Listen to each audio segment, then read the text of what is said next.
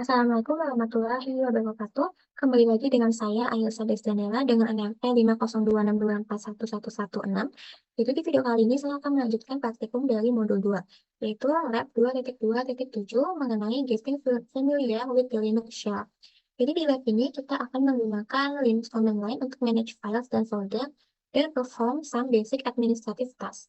Di lab ini terbagi menjadi dua bagian, part 1 Shell Basics dan part 2-nya Copying, Deleting, and Moving Files. Soalnya kita mulai. Lab ini kita tetap menggunakan namanya Security Workstation Virtual Machine. Oke, langsung ke part 1 Shell Basics. Nah, di sini step satunya adalah access the command line.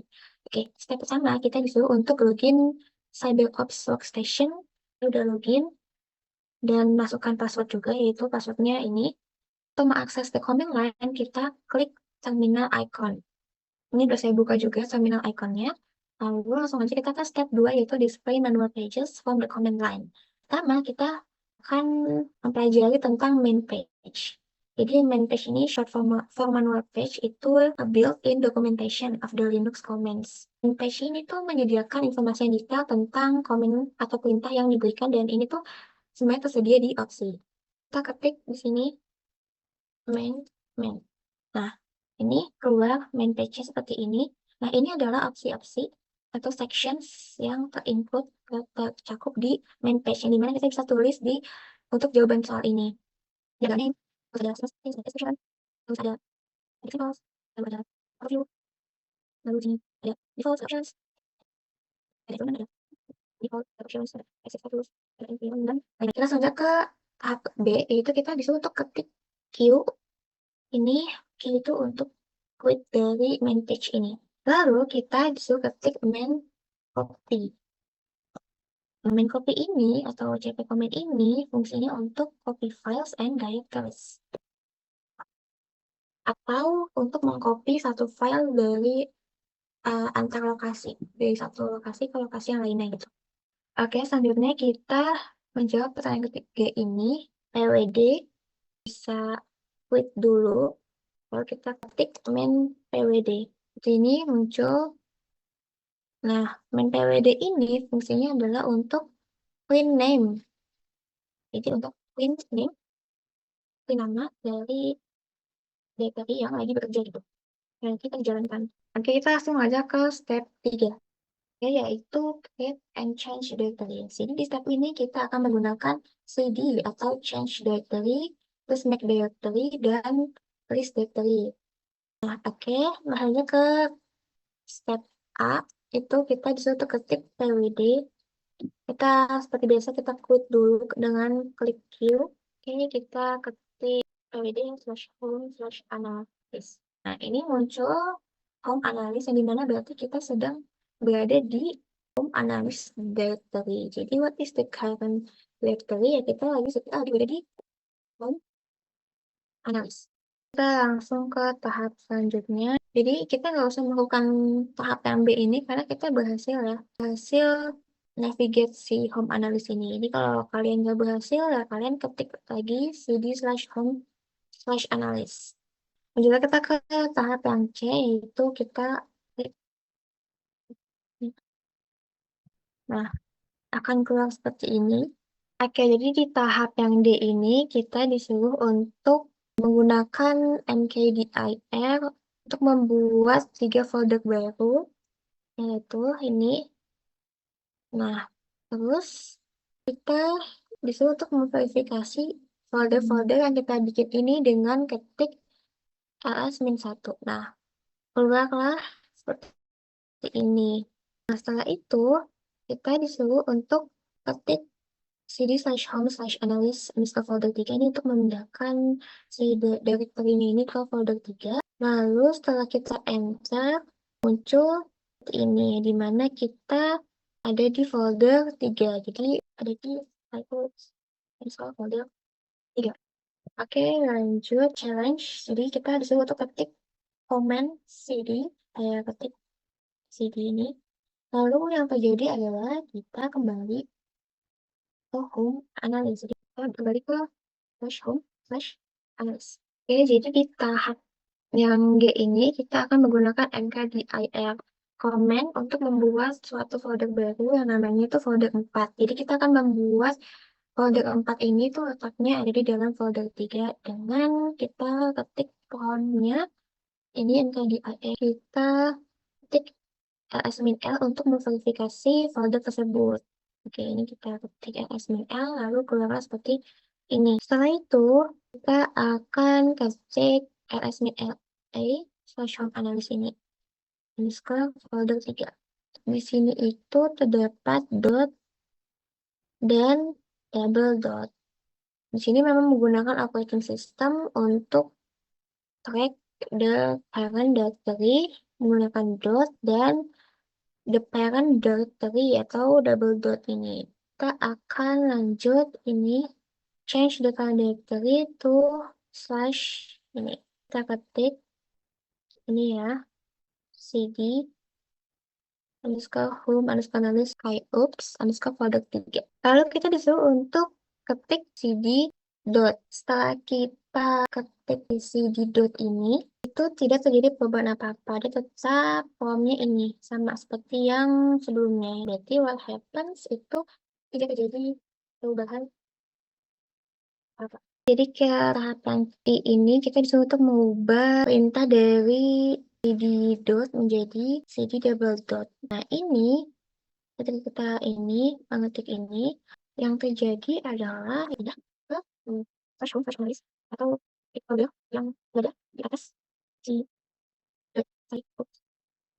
Jadi untuk menjawab pertanyaan selanjutnya ini adalah apa yang terjadi ketika kita menggunakan perintah cd double dot ini. Nah ini ketika kita menggunakan cd double dot l ini, nih home. Ini what would be the current directory itu adalah slash home. Lalu ketika kita ketik perintah cd double dot ini terdapat slash ya di sini. Jadi what would be the current directory adalah slash. Nah, lalu ketika kita mencoba untuk ketik cd double dot lagi, itu di sini di bawahnya itu tidak terjadi apa-apa ya.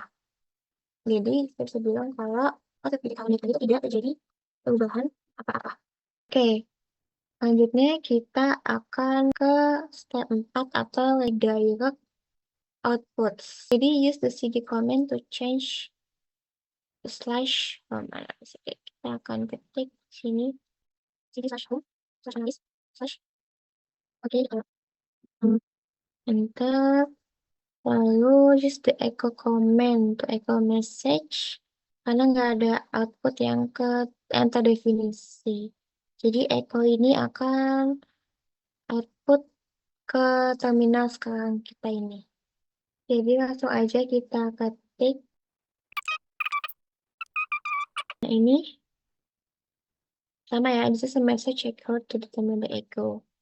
Terus kita akan menggunakan tanda bigger than ini untuk nge-redirect di output of echo ke text file instead of to the screen. Kita ketik echo. Ketika di enter itu tidak terdapat output apa-apa. Oke, jadi ini benar ya, tidak ada output yang muncul. Jadi is that expected tuh.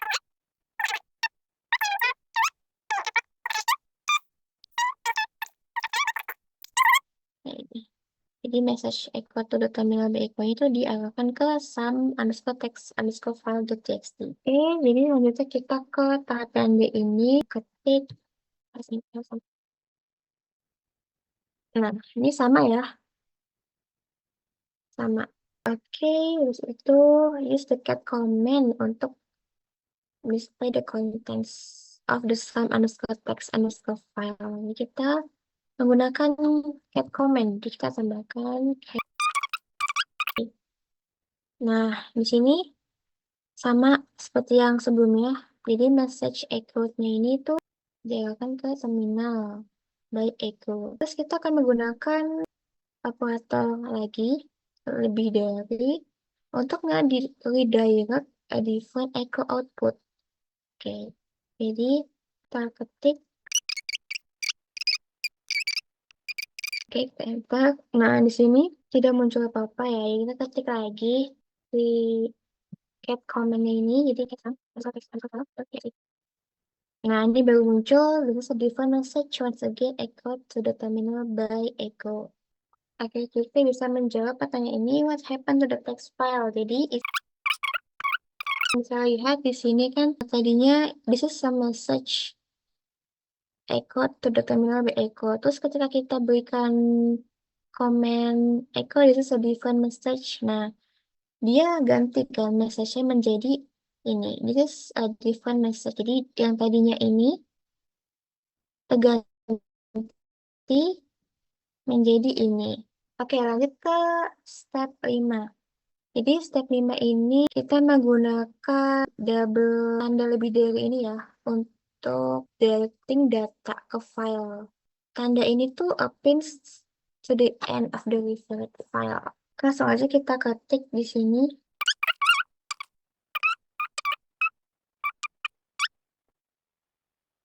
Oke, terus kita enter. Nah, kita ketik lagi menggunakan cat comment. Nah, di sini muncul message-nya atau pesan atau teksnya. This is a different message. Once again, echo to the terminal by echo. This is another line of text. Oke, jadi dari sini kita bisa menjawab pertanyaan bahwa yang terjadi di teks file ini adalah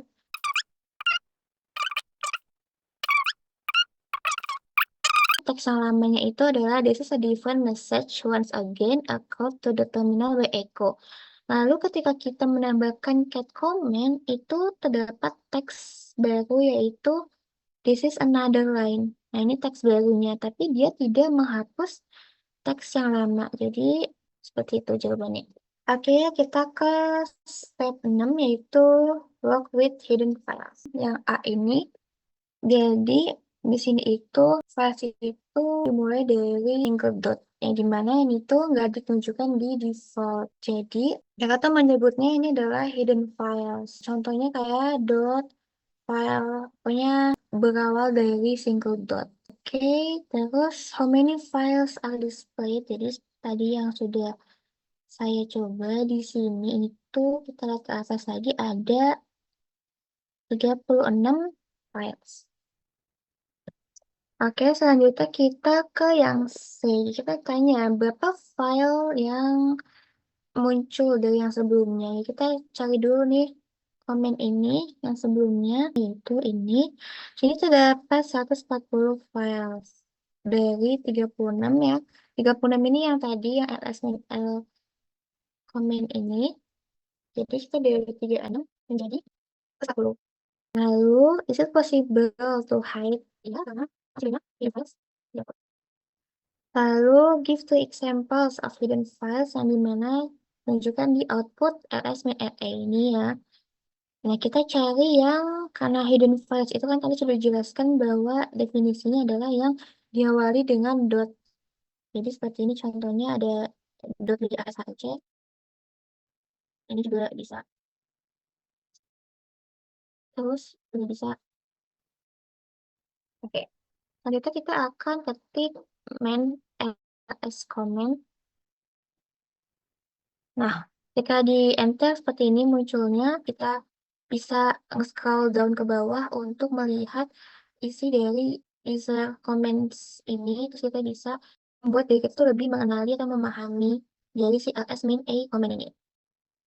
Oke, lanjut ke part 2, yaitu yang step 1 adalah copy files. Jadi, di yang bagian A ini kita disuruh untuk copy sum underscore text underscore file.txt ke sciops folder 2 dengan kita ketik komen ini.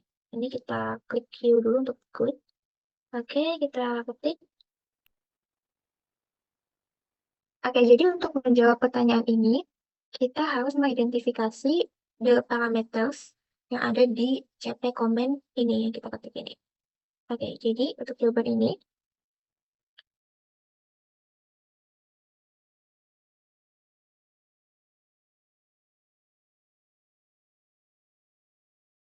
oke, jadi di bagian yang B ini kita disuruh untuk memverifikasi apakah sum text file ini tuh ada di sciops folder 2. Jadi kita ketik.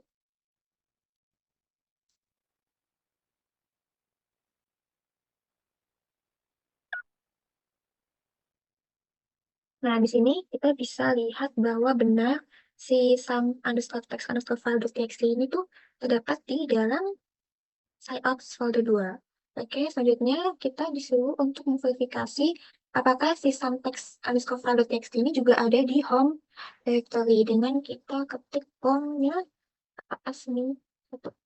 Oke, lanjut. Di step 2 ini, directing files and directories. Jadi di poin A kita akan menggunakan namanya lm, yaitu remove files. Jadi kita akan mengecek apakah file sum underscore text underscore file.txt ini sudah terhapus dari home directory. Jadi kita langsung aja ketik sum.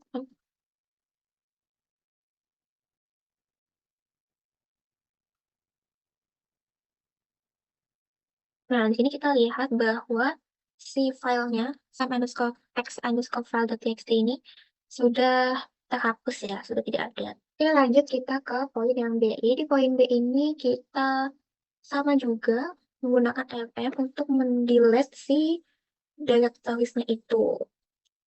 Nah, tapi kita di sini bedanya dengan poin yang A. Poin B ini kita menggunakan tambahan, itu ini, min L.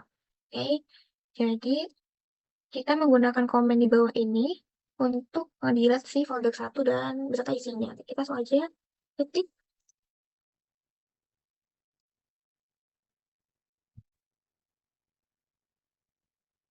Jadi untuk ngecek apakah si sciops folder 1 beserta isinya hilang, kita ketik lagi.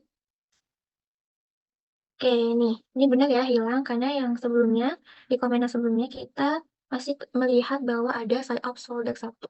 Namun ketika kita menambahkan si ini, recursive option ini, folder 1 jadi hilang. Langsung ke folder 2 dan folder 3. Oke, kita lanjut ke step 3 yaitu moving files dan directories. Jadi di poin A ini kita akan memindahkan file yaitu some text file.txt ini dari home analysis balik ke home directory. Jadi FV ini adalah moving. Oke, kita langsung aja ketik perintahnya. Oke, kita ketik lagi untuk melihat apakah si some text file ini pindah ya ke home directory.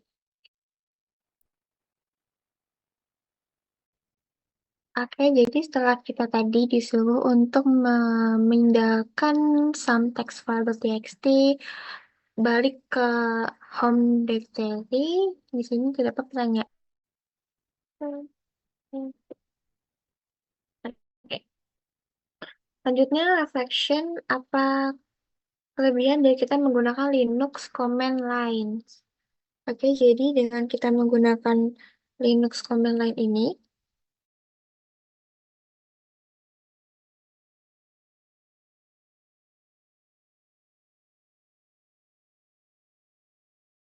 oke, jadi ini jawabannya. Jadi command line ini memungkinkan para pengguna lebih banyak pilihan dan kontrol atas muka grafis. Jadi ketika pengguna ini menjadi lebih berpengalaman dengan command lines, pengguna itu dapat menggabungkan perintah-perintah ini dalam suatu script untuk melakukan tugas-tugas rutin. Nah, jadi antara muka baris perintah atau command line ini menggunakan lebih sedikit sumber daya saat pengguna mengelola komputer dari jarak jauh. Oke, jadi sekian penjelasan saya dari lab 2.2.7 ini. Kalau lebihnya mohon maaf, terima kasih. Sampai bertemu di lab selanjutnya.